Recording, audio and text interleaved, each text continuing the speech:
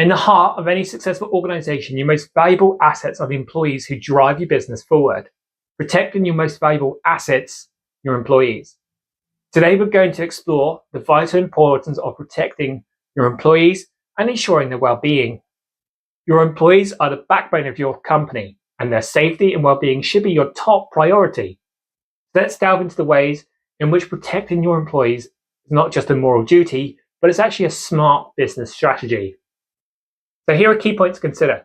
So enhance workplace safety with comprehensive training, reduce workplace accidents and injuries, boost employee morale and engagement, strengthen retention and recruitment efforts, and ensure compliance with safety regulations. Protecting your employees is not just a social responsibility, it's an investment that pays off in many ways. It's about creating a work environment where your employees feel safe and valued. Protecting your most valuable assets, your employees, it's not just a goal, it's a commitment to a thriving and successful business. Because in your workplace, employees are the heart of your success.